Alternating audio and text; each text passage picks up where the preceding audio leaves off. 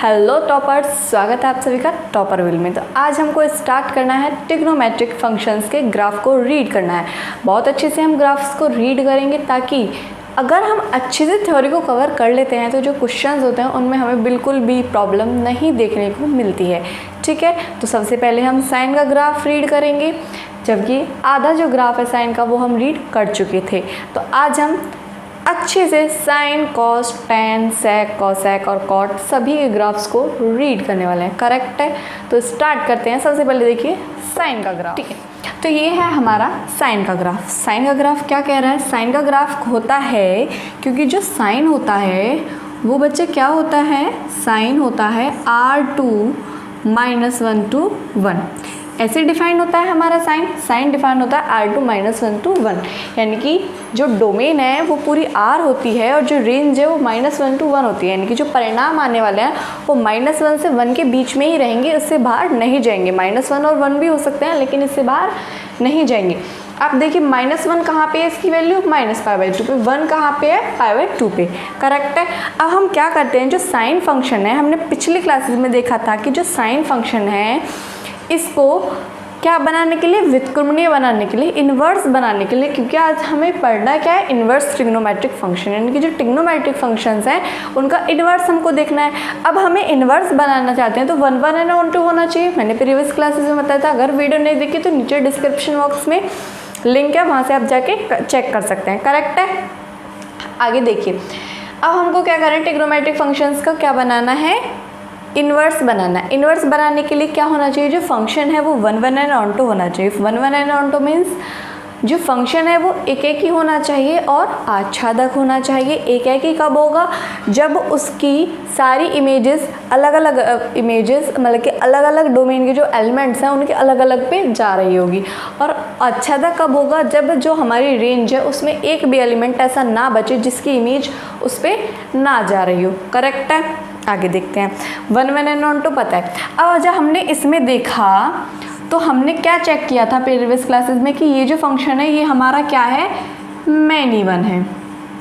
अब ये function many one है, यानी कि बहु एक ही है।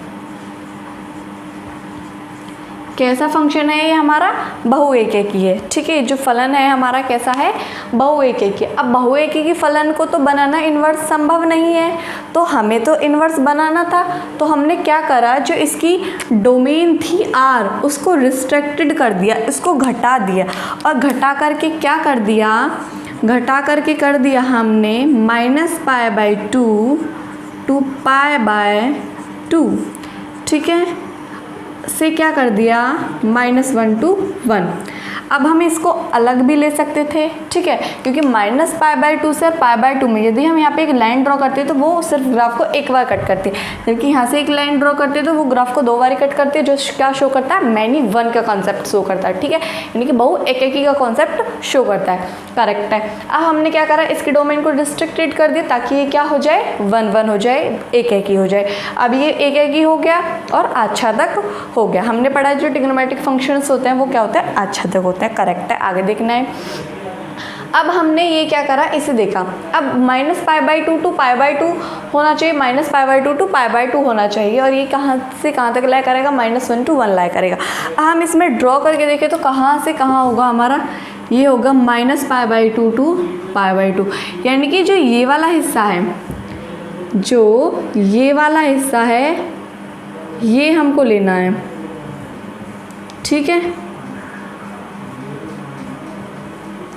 ये वाला हिस्सा सिर्फ हमको वर्क करना है। सिर्फ इस वाले हिस्से पे हमको क्या करनी है, स्टडी करनी है। अब हमने क्या कहा कि जब हम इसका इन्वर्स करते हैं, यानी कि जो साइन इन्वर्स है, साइन इन्वर्स में क्या होता है, मैंने कल आपको बहुत अच्छे से बताया था कि साइन इन्वर्स में क्या होता है। साइन इन्वर्स में क्या होगा, रेंज यहाँ पे आ जाएगी, डोमेन यहाँ पे आ जाएगा, सारा कॉन्सेप्ट कल बता चुके हैं। करेक्ट है। तो ये क्या होगा, ये हो जाएगा -1 to 1 और -π/2 to π/2। करेक्ट है। ऐसा हो जाएगा साइन इनवर्स क्या हो जाएगा, -1 to -π/2 to π/2। ठीक है, ये हो गया। अब इसका ग्राफ कैसे ड्रॉ करेंगे। अब जब देखिए, जब आपने इसका ग्राफ ड्रॉ करा, इस वाले फंक्शन का ग्राफ ड्रॉ करा, तो ये वाली चीज़ कहाँ लाई कर रही थी हमारे -π/2 to π/2 कहाँ लाई कर रहे थे, एक्स एक्सिस पे। कहाँ पे लाई कर रहे थे, एक्स एक्सिस पे। ठीक है, और जब हम इसका ग्राफ ड्रॉ करेंगे तो एक्स एक्सिस पे क्या लाई करना चाहिए, जब हम इन्वर्स का ग्राफ ड्रॉ करेंगे तो एक्स एक्सिस पे लाई करना चाहिए -1 to 1। अब इसमें देखिए -1 to 1 कहाँ लाई कर रहे हैं, वाई एक्सिस पे, और इसमें वाई एक्सिस पे क्या लाई करना चाहिए, -π/2। तो यहाँ पे आपको स्क्रीन पे शो हो रहा होगा कि इसका ग्राफ कैसा है। इसमें देखिए जो बीच वाला पॉइंट है, जो बीच वाला पॉइंट है जहाँ पे आपको पेंसिल चलती हुई दिखाई दे रही है, वो क्या है, इसकी डोमेन और रेंज को शो कर रहा है कि वो कहाँ से कहाँ है, -π/2 π/2 है। यानी कि जो इसकी रेंज है वो कितनी है, -π/2 π/2, और जो डोमेन है वो कितनी है, -1 to 1। ये हो जाएगा y of sine inverse x का graph, y equal to sine inverse of x का ग्राफ। करेक्ट है, तो ये हमारा हो गया क्लियर है यहाँ पर। ठीक है, अब हम अगला ग्राफ देखते हैं कि अगला ग्राफ किससे किसके बीच में लाई करता है, और इसे रिमूव कर देते हैं। अब देखिए यहाँ पे आपको शो हो रहा है cos x का ग्राफ। cos x का ग्राफ को देखिए, अच्छे से रीड कीजिए। cos x का ग्राफ क्या है, cos x क्या होता है, cos x में क्या होता है, ये कहाँ से कहाँ लाई करता है, वो तो आपको सिंपली पता है कि cos x की क्या होती है, डोमेन्स एज दैट उसकी तरह ही होती है। यानी कि जो cos है वो भी R2 -1 to 1 डिफाइन करता है। अब पूरे R में आकर पेंसिल ऐसे घुमाएंगे तो क्या पता चलेगा कि ये किसका वर्क कर रहा है, बहुएकी का। किसका वर्क कर रहा है, बहुएकी के कॉन्सेप्ट को शो कर रहा है। ठीक है, अब हमें किसका कॉन्सेप्ट शो कराना है, हमें कराना है एकेकी का कॉन्सेप्ट। तो इसके लिए हमें क्या करना होगा, जो इसकी रेंज है यानी कि जो इसकी डोमेन है, जो प्रांत है, उसे घटाना होगा, और घटाकर कितना करना होगा, 0 to π करना होगा। अब आप बोलेंगे इसमें 0 to π करा और पिछले में -π/2 करा। अगर आप इसमें -π/2 to π/2 करने की कोशिश करते हैं तो देखिए यहाँ पर क्या हो रहा है, लाइन 2 बार कट कर रही है, यानी कि इसमें क्या कर रहा है, बहु एकेकी का वर्क कर रहा है। ठीक है, और इसमें देखिए 0 to π में एकेकी का वर्क कर रहा है। करेक्ट है, एकेकी का वर्क कर रहा है, यानी कि ये वाली चीज़ हमको पुट करनी है।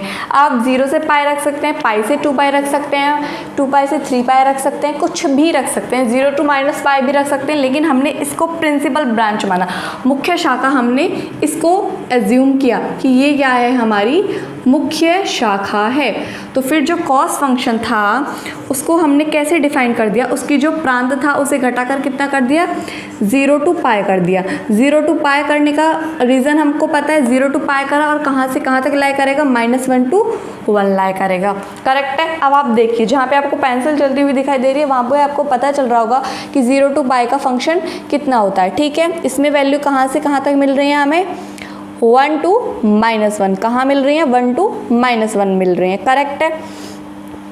अब इसमें क्या है, हमारा फंक्शन एकेकी भी है और आच्छादक भी है। अगर हम इसका देखते हैं प्रतिलोम फलन, क्या देखते हैं इसका, प्रतिलोम फलन, यानी कि कॉस इनवर्स देखने की कोशिश करते हैं। कॉस इनवर्स क्या होगा, इसमें ये क्या है, प्रांत है 0 to π, इसमें क्या है -1 to 1 है, ये क्या है, परिसर है। परिसर को क्या बनाने देना है, प्रांत बनाना है, यानी -1 to 1 से 0 to π। अब नेक्स्ट इमेज देखिए, वो आपको y of cos inverse x की दिख रही होगी। इसमें क्या है हमारा, y of cos inverse x में क्या है कि जो फंक्शन है वो कैसा है, हमारा इनवर्स है। कैसा है, इनवर्स है। और इसमें जो रेंज है वो रेंज हमारी ये है और डोमेन हमारा ये है। करेक्ट है। अब आपको ये समझ में आ गया होगा। अब इससे अगला देखते हैं cosec x का। तो देखते हैं cos x। cos x क्या होता है, 1/sin x की फॉर्म में होता है। जो cos x होता है वो 1/sin x की फॉर्म में होता है। अब जो इसका प्रांत है वो कहाँ से कहाँ लाई करता है, यानी कि जो इसकी वैल्यूज़ हैं वो डोमेन है वो कहाँ से कहाँ लाई करती है, x। कैसा x, जो कि R बिलोंग करता हो। अब x क्या होना चाहिए, नॉट इक्वल टू n π होना चाहिए। अब x not equal to n π क्यों होना चाहिए, ये भी सोचने वाली बात है कि x equal to not n π not equal to क्यों होना चाहिए। ये इसलिए होना चाहिए क्योंकि x equal to n π। n का मतलब क्या है, 1 2 3 जैसे कि π, 2 π, -2π एंड -π। इन सभी पे x साइन की जो वैल्यू होती है वो क्या होती है, 0 होती है। इन सभी पे साइन की वैल्यू क्या होती है, 0 होती है, क्योंकि अगर 1/0 की फॉर्म बनती है वो क्या होती है, इन्फिनिटिव फॉर्म बन जाती है। कैसी फॉर्म बन जाती है, अनडेफिनिट फॉर्म बन जाती है, अनडिफाइंड फॉर्म बन जाती है। अनडिफाइंड फॉर्म बनने के कारण क्या होता है, हम इसको इसके बीच में लाए नहीं कर सकते। करेक्ट है। अब आगे देखना है कि परिसर का क्या होता है। तो जो परिसर है वो कैसा होता है, y होता है, y बिलोंग्स टू r। कैसा होता है, -1 से -1 के बीच में होता है। के अगर वीडियो ना बिगाड़ेगा तो ही राखी मंगवाऊंगी। हाँ, जब बाहर बैठ जा। जो y होता है y बिलोंग्स टू r होता है, यानी कि जो y है वो 1 से बड़ा होना चाहिए और 1 के बराबर होना चाहिए, -1 से छोटा होना चाहिए और -1 के बराबर होना चाहिए। यानी कि 15 मिनट पीछे, अब बोल मत चाहिए जा, हैं। यानी कि परिसर को क्या लिख सकते हैं हम, r -1 to 1। यानी कि इसका मतलब है -1 और 1 इंक्लूड नहीं है, क्योंकि ये इसमें इंक्लूड है। -1 से 1 के बीच की जितनी भी वैल्यू हैं वो cosec x नहीं लेता है। बाकी सारी वैल्यू cosec x अटेंड करता है और बाकी वैल्यूज cosec x अटेंड नहीं करता है। जैसे कि यहाँ पे ग्राफ है, उसे देखिए, -1 और 1 के बीच की जो cosec वैल्यू हैं उन्हें क्या कर रहा है, ग्राफ अटेंड नहीं कर रहा है। करेक्ट है। इन्हें क्या कर रहा है, ग्राफ अटेंड नहीं कर रहा है। इससे ऊपर की वैल्यू अटेंड कर रहा है, इससे नीचे की वैल्यू अटेंड कर रहा है, इससे नीचे की कर रहा है। करेक्ट है। और पूरी आर पे ये क्या हो सकता है, शो हो सकता है। जहाँ हम इसको थोड़ा रिस्ट्रिक्टेड करके लिखेंगे किस चीज़ के लिए, ताकि हम क्या कर सकें, क्योंकि अगर हम ऐसी लाइन खींचते तो 2 बार कट करता है, ऐसी लाइन खींचते तो भी कट करता है, यानी कि वो मैनी वन का कॉन्सेप्ट बना। ठीक है। तो हमने क्या करा, जो cosec x है उसकी डोमेन को क्या कर दिया, -π/2 से π/2 कर दिया। लेकिन जब हमने इसकी डोमेन को -π/2 से π/2 किया, यानी कि यहाँ से और यहाँ के बीच में किया, तो जो इसमें ये वाला पॉइंट है 0 वो इंक्लूड नहीं होगा, वो हमको क्या करना पड़ेगा, माइनस करना पड़ेगा। यानी कि -π/2 से π/2 में 0 इंक्लूड नहीं होगा। ये चीज़ हमको क्या करनी पड़ेगी, माइनस करनी पड़ेगी। ठीक है, करेक्ट है। जब हमने इसको माइनस किया तो क्या हुआ, हमारी डोमेन क्या हो गई, एक तो ये वाला पार्ट हो गई और एक ये वाला पार्ट हो गई, जिसमें क्या है, 0 इंक्लूड नहीं है। और रेंज क्या हो जाएगी, रेंज हमारी सेम रहेगी।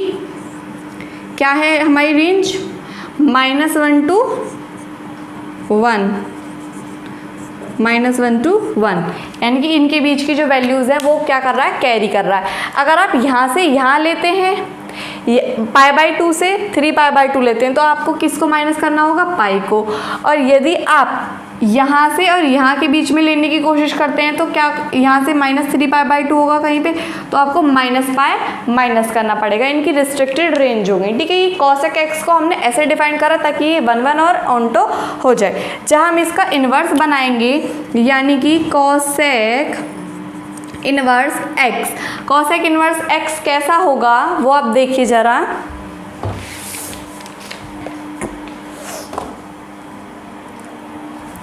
cosec इन्वर्स x के लिए क्या करेंगे, r -1 to 1, ये डोमेन हो जाएगी। कहाँ से कहाँ डिफाइन होगा, -π/2 से π/2, और इसमें से क्या कर देंगे, 0 हटा देंगे। करेक्ट है। ये हो गया हमारा cosec x। अब जो sec x है वो भी सेम होता है। अब जो sec x है वो भी क्या होता है, सेम होता है। वो क्या होता है, 1/cos x, 1/cos x। अब cos x के लिए क्या होता है, थोड़ा सा रिमूव कर, क्या होता है, sec x होता है 1/cos x। अब जो cos x है उसकी वैल्यू 0 कहाँ पे अटेंड करता है, x = 2n + π/2 पे जो x है वो cos x है क्या करता है, 0 वैल्यू अटेंड करता है। यानी कि अगर हम sec x को डिफाइन करना चाहें तो कैसे डिफाइन करेंगे, जो sec x होगा वो कैसा रहेगा हमारा, कैसा रहेगा, r-, क्या रहेगा, r-। अब ये मैं बताऊंगी कि ऐसा क्यों हो रहा है। करेक्ट है। जो सेक एक्स है ये क्या होगी, उसकी डोमेन हो गई, ठीक है, ये क्या होगी, डोमेन होगी। और रेंज क्या होगी, रेंज इसकी सेम होगी r -(-1 to 1), ठीक है, ये इसकी रेंज हो गई। डोमेन का क्या मतलब है कि जो x इक्वल टू 2n+1 π/2 की जो वैल्यूज़ थी उन्हें cos x अटेंड नहीं करता है क्योंकि इन पे 0 होता है, sec x अटेंड नहीं करेगा क्योंकि इन पे 0 होता है, अनडिफाइंड फॉर्म बन जाएगी। अब साइड में आपको ग्राफ शो हो रहा होगा sec x का, उसे ज़रा ध्यान से देखिए, दोनों ग्राफ सेम है, ज़्यादा कोई दिक्कत वाली बात नहीं है। इसमें क्या करना है, यदि हम 0 से पाई लेते हैं, इंटरवल को क्या लेते हैं, रिस्ट्रिक्टेड करके इंटरवल को क्या लेते हैं, 0 से पाई लेते हैं। जब आप 0 से पाई इंटरवल लोगे तो आपको क्या पता चल रहा है, इसमें से हमें क्या माइनस करना पड़ेगा, π/2 माइनस करना पड़ेगा। यानी कि sec x के लिए जो इंटरवल लिया, जो डोमेन ली, डोमेन का जो इंटरवल लिया वो क्या लिया, 0 से पाई और माइनस क्या करना पड़ा, π/2, करेक्ट है। आगे देखते हैं, अब इसके लिए जो रेंज है वो तो हमारी सेम रहने वाली है यही, यानी कि अब जो हमारा sec x है वो हमने कैसा डिफाइन कर दिया, 0 से पाई माइनस π/2, करेक्ट है। अब देखिए y equal to sine inverse x का ग्राफ आपको यहाँ पे शो हो रहा होगा।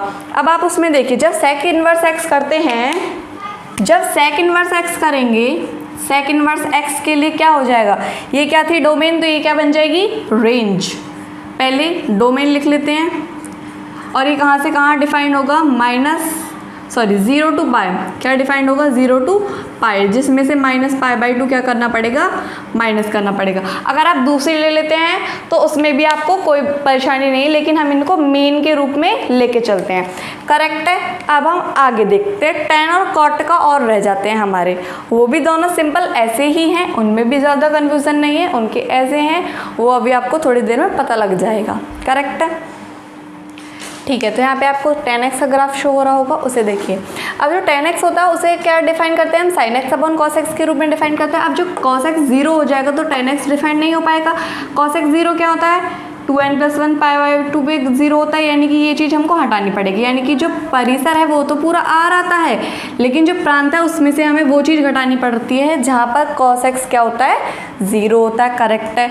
अब अगर हम इसका इंटरवल, क्योंकि अगर हम पूरी लाइन खींचेंगे तो क्या हो जाएगा, मैन का कॉन्सेप्ट शो कर रहा है, बहुएकी का कॉन्सेप्ट शो कर रहा है, कराना क्या है, एकेकी का। तो एकेकी कराने के लिए हमें इसके इंटरवल को रिस्ट्रिक्टेड करना पड़ेगा। इंटरवल को रिस्ट्रिक्टेड करके क्या करते हैं हम, -π/2 कर लेते हैं। अब -π/2 क्यों किया, जबकि हमने ऐसा नहीं किया, यहाँ पे तो -π/2 और π/2 भी इंक्लूड थी, लेकिन यहाँ पे इंक्लूड नहीं है, इनके बीच की वैल्यूज़ इंक्लूड हैं, ये दोनों आपस में इंक्लूड नहीं है, यहाँ पे ये दोनों भी इंक्लूड हैं, करेक्ट है। आगे देखते हैं, ये चीज़ नहीं लेनी हमको, करेक्ट है, ये वाली चीज़ लेनी है। अब ऐसा क्यों किया, क्योंकि आप देख रहे होंगे ग्राफ्स में आपको दिख रहा होगा कि जो -π/2 पे है और π/2 पे ग्राफ क्या चलता जा रहा है, क्या हो रहा है, चलता जा रहा है, नहीं टच कर रहा है, ये चीज़ को वहाँ पे नहीं टच करेगा, यहाँ पे डिफाइंड नहीं होता, करेक्ट है। -π/2 और π/2 पे जो ग्राफ है वो डिफाइंड नहीं होगा, क्योंकि वैल्यू क्या हो जाएगी, 0 हो जाएगी, वो आपको पता ही है, करेक्ट है। क्योंकि अब अगर आप जिसमें 0 रखेंगे तो 1 और π/2 हो जाएगा, यानी कि जो π/2 के विषम गुणांक हैं उन पे वैल्यू क्या होगी, डिफाइन नहीं होगी, क्या होगी, वैल्यू डिफाइन नहीं होगी, करेक्ट है। यानी कि -π/2 और π/2 पे भी वैल्यू क्या होगी, डिफाइन नहीं होगी। ऐसे ही आपका ग्राफ है tan x का, लेकिन पहले इसको एक बार डिफाइन करके देख लेते कैसे। यानी कि जो tan x है उसको हमने कैसे डिफाइन कर दिया, फिर जो tan है उसको हमने कैसे डिफाइन करा, उसको हमने डिफाइन करा -π/2 से π/2 के बीच में, और कहाँ तक है उसकी रेंज, r।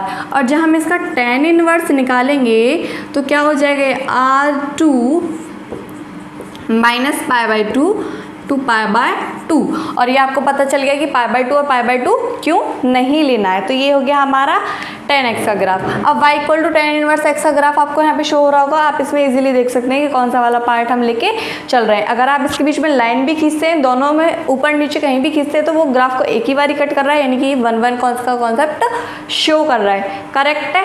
आगे देखते हैं, -π/2 और π/2 ये -π/2 और π/2 वाली जो लाइन है उन्हें ये टच नहीं कर रहा है। ठीक है, अब हम देखते हैं कॉट का ग्राफ। कॉट का ग्राफ देखते हैं।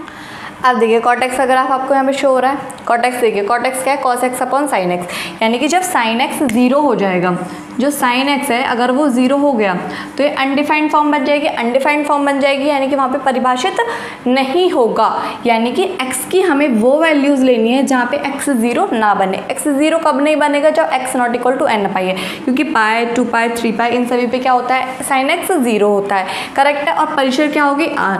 अब यदि हम इसको 1 बनाना चाहें, 1 बनाने के लिए हमें कॉट एक्स की जो वो है उसे रिस्ट्रिक्टेड करना पड़ेगा, घटाना पड़ेगा। तो घटा के हम इसको क्या कर देंगे, घटा के हम इसको क्या करने वाले होंगे, 0 टू पाई, क्या करने वाले होंगे 0 टू पाई। लेकिन 0 और पाई इंक्लूड नहीं करेंगे, क्योंकि इन पे क्या हो रहा है आप देखेंगे ग्राफ में। ग्राफ को ध्यान से देखिए, 0 से और पाई के बीच में, 0 से और पाई में क्या हो रहा है, ये जो ग्राफ है वो टच नहीं कर पा रहा है। π/2 पे टच कर रहा है, लेकिन 0 पे आप देखेंगे तो ऊपर नहीं टच कर पा रहा है और नीचे भी टच नहीं कर पा रहा है। करेक्ट है, यानी कि 0 से पाई लेंगे इस, और 0 और पाई इंक्लूड नहीं करेंगे क्योंकि इन पे डिफाइंड नहीं होता है। ठीक है, अब ये तो हमने रिस्ट्रिक्टेड कर दिया। अब हम देखेंगे तो cot x क्या बनेगा हमारा, cot x कैसा बनेगा, 0 टू पाई टू r। और यदि हम यहाँ से देखना चाहें तो cot इनवर्स x कैसा बनेगा, cot इनवर्स x कैसा होगा, r टू 0 से पाई। एक बार ग्राफ भी देख लीजिए उसका। और इसमें देखिए ग्राफ में आप देख रहे होंगे सेम एज दैट ऐसा ही है, सिर्फ क्या करा है, जो मैंने शुरू में आपको कॉन्सेप्ट बताया था, x एक्सिस को y एक्सिस में चेंज कर दिया और y एक्सिस को x एक्सिस में चेंज कर दिया। करेक्ट है, और कुछ भी नहीं करा है, जो कि आपको मैंने साइन का भी करके दिखाया था। ठीक है, अब इसको रिमूव कर देते हैं। देखिए यहाँ पे आपको एक टेबल शो हो रही होगी, उसे ध्यान से देखिए। साइन इनवर्स को क्या बोल सकते हैं, साइन इनवर्स को बोल सकते हैं -1 टू -π/2। करेक्ट है, और -1 से -1 हो जाएगा। ये सिर्फ टेबल वही है आपकी, जो भी अभी मैंने आपको ग्राफ के माध्यम से टेबल समझाई है, वही उसका जो कंक्लूजन है वो आपको यहाँ पे दिखाया गया है। ये आपको सिंपली लर्न कर लेनी है, कोई दिक्कत वाली बात नहीं है। अगर आपको ग्राफ अच्छे से आते हैं तो आपको बहुत ईजिली लर्न हो जाएगी। करेक्ट है, आप इसको देख लीजिएगा। ठीक है, अब इसको हटा देते हैं। अब जो हमारी नेक्स्ट क्लास होगी, हम उससे रिलेटेड क्वेश्चंस, इससे रिलेटेड जितने भी क्वेश्चंस हैं वो सभी हम नेक्स्ट क्लास में करने वाले होंगे। अगर आपने वीडियो को अच्छे से देखा है तो आपको जो क्वेश्चंस हैं वो बहुत अच्छे से इजीली समझ में आएंगे। यदि आपको वीडियो अच्छी लगी तो वीडियो को लाइक करें, कमेंट करें और शेयर करें। Thank you so much.